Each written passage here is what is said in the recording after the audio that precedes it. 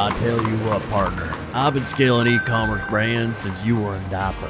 Taking brands like this one right here from 0 to 50 grand a month with my two bare hands, and the exact testing, scaling, and creative strategies I'm about to reveal to you in this here video.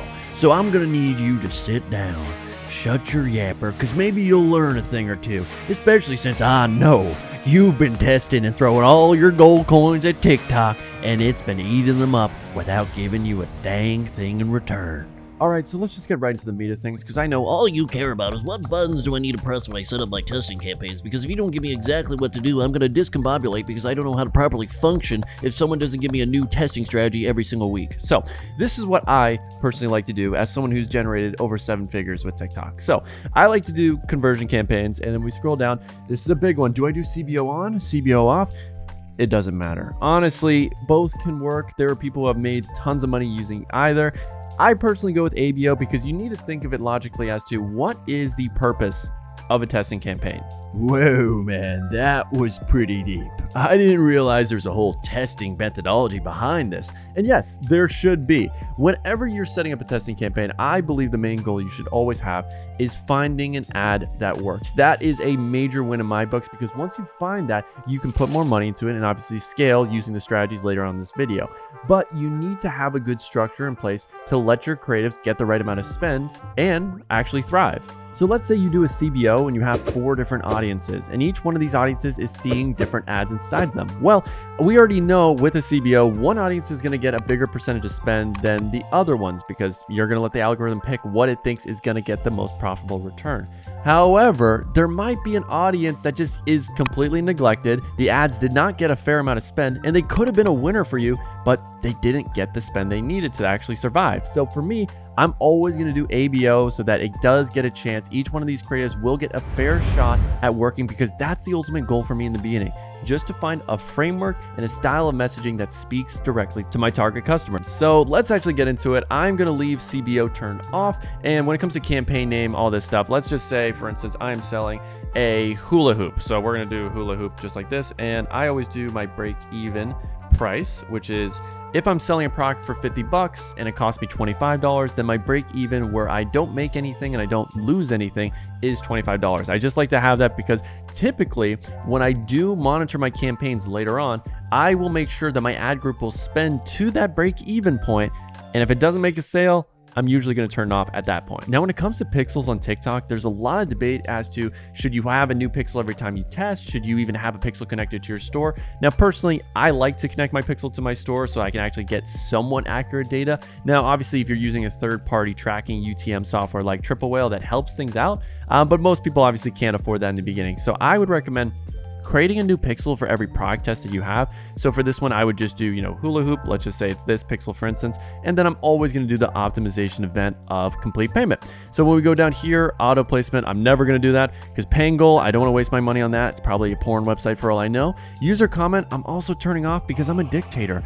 You're not allowed to comment on my ads because you're probably going to say something negative. We live in a world where negativity thrives on the internet, and I am not going to let that come to my ads. Positive vibes only on my ads. And when it comes to these other settings, I really don't mind too much. Again, just you want to leave comments off because 9 out of 10 times it's going to lower your ad performance because people are just always going to comment some crap. Now, when we go down here, I do like to do auto targeting. I do see my CPMs lower, and I just like to let the algorithm do the work for me. So I always will do that. And then when it comes to locations, I am doing a lot more Big 4 testing lately because, again, that just gives me a bigger pool of people to show my ads to, which naturally means my CPMs are going to be lower, and there's definitely a chance where you will have a certain market or location where you are more profitable. So you should definitely take a look after you set up your testing campaign and have a few days of data, and obviously what age demographics are performing the best, what gender is performing the best. So I like to keep everything pretty broad just so that I can let the algorithm figure it out, and then we can narrow down a little bit later, because even when you do narrow down to, let's say,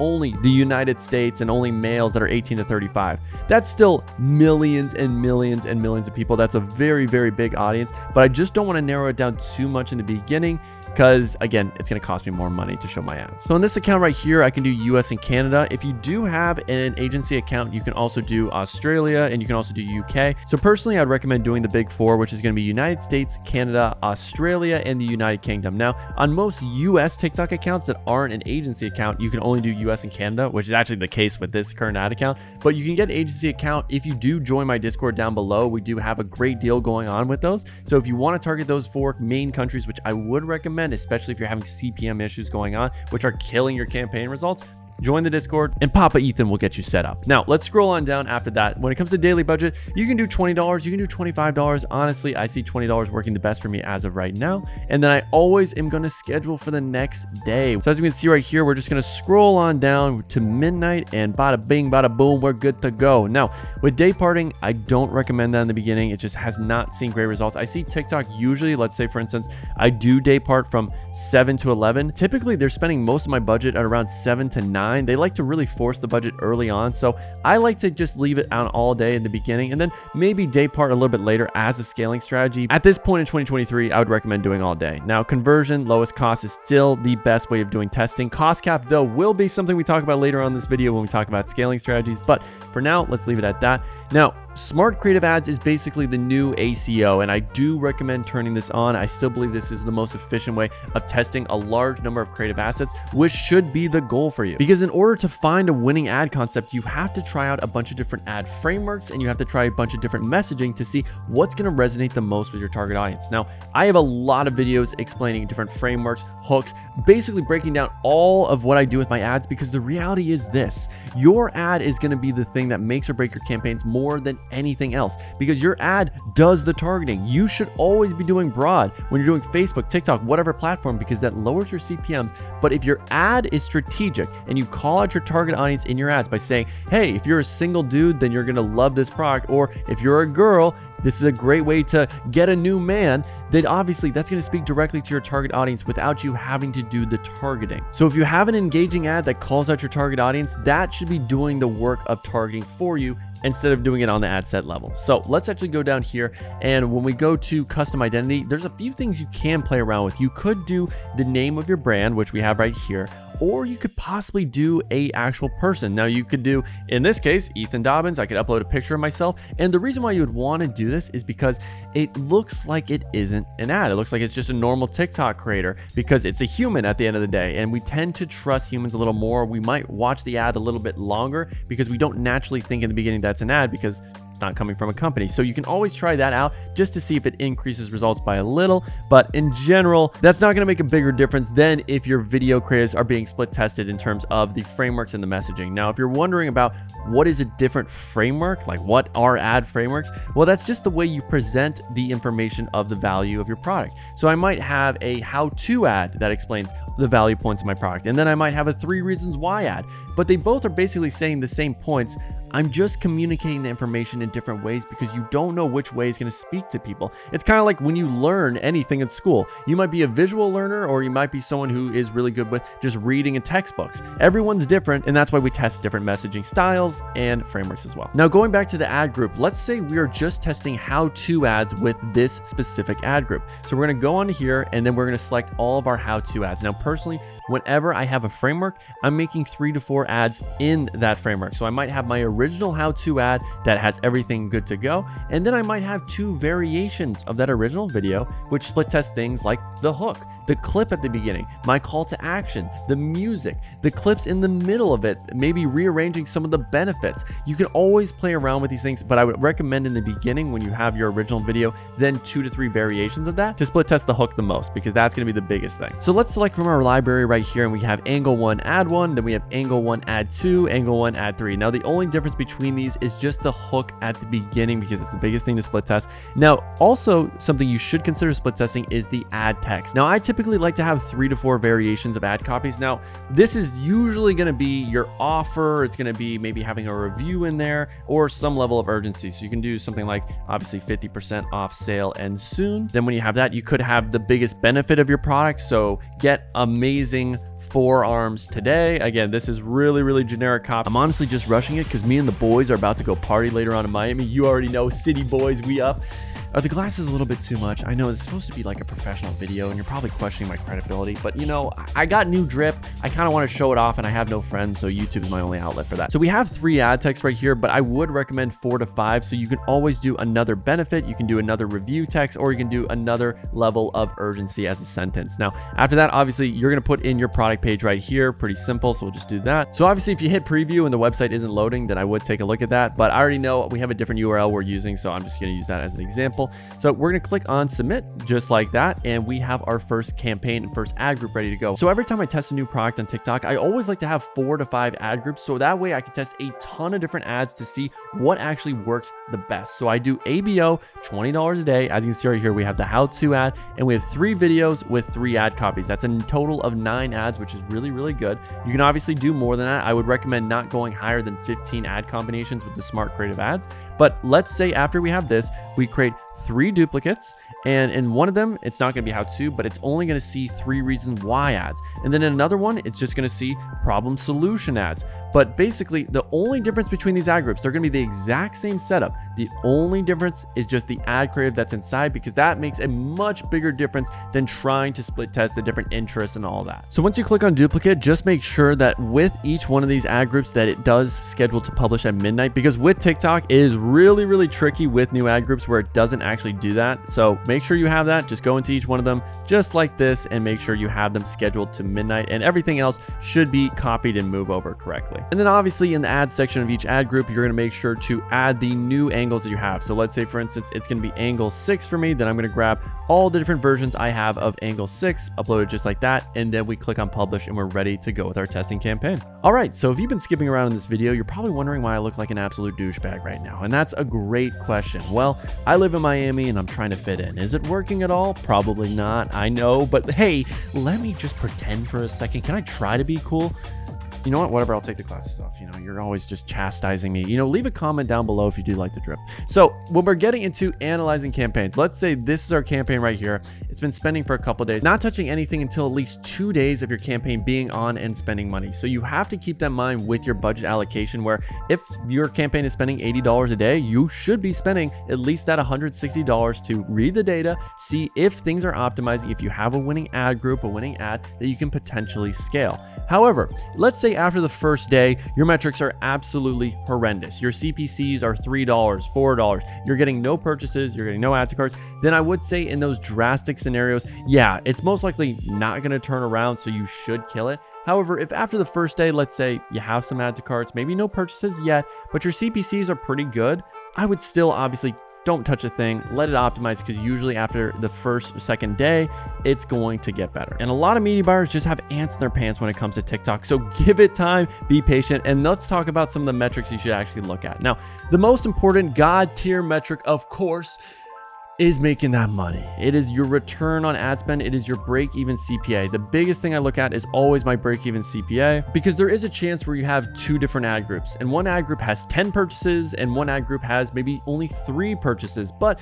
with one of those 3 purchases in that ad group that was a little less consistent, maybe someone was a big DJ Khaled spender and they spent $1,000, and that really is overinflating the return on ad spend. But obviously this ad group that had 10 purchases is more consistent. It is consistently delivering more purchases, so we should be focusing more time and attention on that. So I like to look at the break-even CPA, which we can see right here. So let's say for this product, it's $25. Well, we know this ad group is profitable right here. This one's profitable, and these 2 right here at the bottom are not. So in the case of this ad group right here, where it spent $49 and it couldn't get that second purchase, we're going to turn it off. And in this one right here, it spent $36. It is slightly unprofitable. I would still give it more time because it still hasn't reached double of my break-even cost per purchase. And if you look at the add to cart numbers, they're really, really promising. And I think it's just been unlucky that it hasn't been getting another purchase. And maybe there was another purchase, it just didn't track properly, because that is a thing. TikTok is not 100% with its attribution of tracking purchases. So now you know the number one metric that we look at that determines all of your decisions is your break-even cost per purchase. Are you under that number? Awesome. Put more money into those ad groups, scale, and I'll tell you about how to do that. And obviously, if you're above that, or if you haven't made any purchases with your ad groups and they've spent to at least your break-even cost per purchase, then yes, you should turn them off. But there are other metrics that I definitely look at to determine where in my funnel can I better optimize? Because as a media buyer, you have to know what split test should I be working on? What part of my funnel needs more optimization so I can keep making more money, because it's never going to be perfect. So in this scenario right here, we can see my overall cost per click is about 47 cents.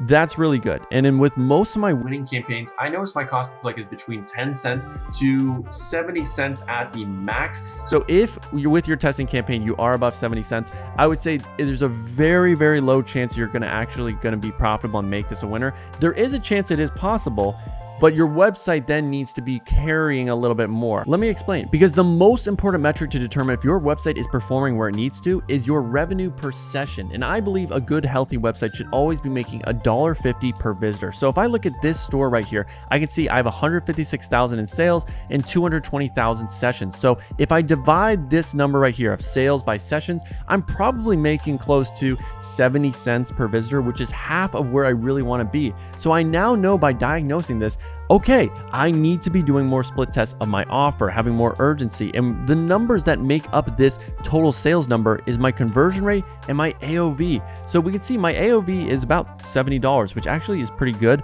but my conversion rate is really low. It's 1%. So the area where I can make the biggest improvement on my website is clearly with my conversion rate and my add to cart rate here, which is only at 2.4%. So if I can bump this number up to 4.9, essentially just doubling it, which is very possible because there are stores that are doing 10, 15, 20% add to cart rates, then I should be able to double my conversion rate as well, and therefore get to that $1.50 per visitor. So I would say when I analyze these numbers, I would say my ads are doing their job. They're getting me good, cheap clicks with high quality traffic for about 47 cents. And yeah, my website's making 75 cents for every single visitor. So maybe I am profitable, but I could be making a hell of a lot more money if my website was more optimized. Now, when I look at my ads, there is still room for improvement, even though my cost per click is really good. But I believe I could still get this lower because my CTR is only 0.7%. And I would say a really good winning ad, most of my winning campaigns have ads that are at a CTR of at least 1.25%. So if you are below that, I would definitely look at two metrics to understand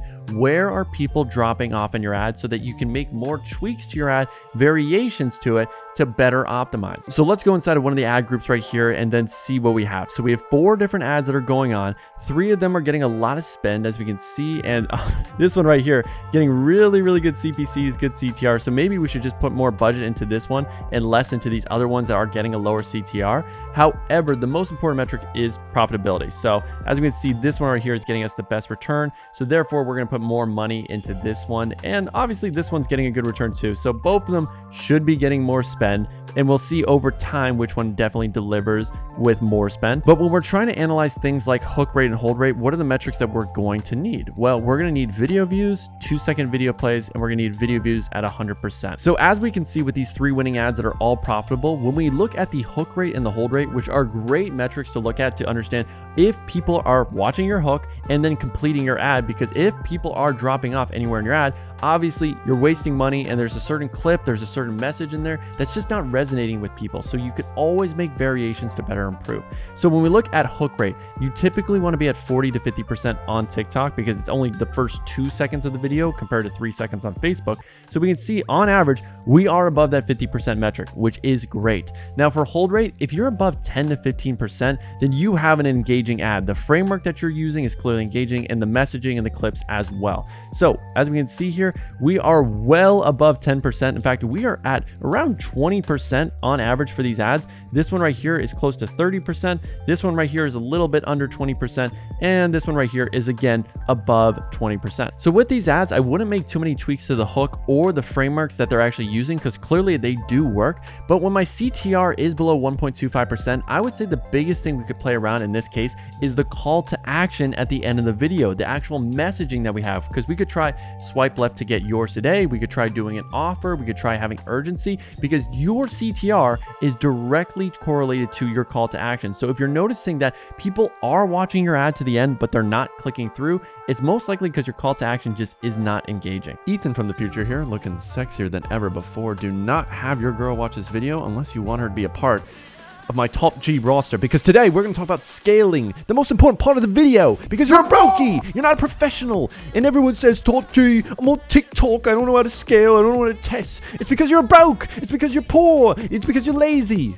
So let's talk about how to actually scale so you can buy some Bugattis and put all of your money on the roulette table, because everyone knows life is about guns, fighting, women, and money. So this is most likely what your campaign is going to look like after a few days, if it is profitable and some things are working. Because the reality is, when you're testing the way that I test, you are just trying to find ad concepts that work and then put more money into those concepts, while also testing more and more concepts to constantly try to outcompete your best performers. Now, if everything goes according to plan, after a few days, your campaign should look a little something like this, where maybe 2 or 3 of your ad groups are profitable, 2 or 3 are unprofitable. I mean, you're in the testing phase, and all you can really expect when you are throwing your money and a lot of ideas is you'll probably be the most unprofitable at this level, because you need to find what first works, and then you can dump in 70-80% of your budget on those concepts that are now proven. So in this scenario, we have 2 ad angles that are really proven. As we can see right here, they both have 5+ purchases, which is, for me, the level that it needs to be at to actually dump more money into it and possibly scale, because you can get a lucky purchase here and there. That always will happen.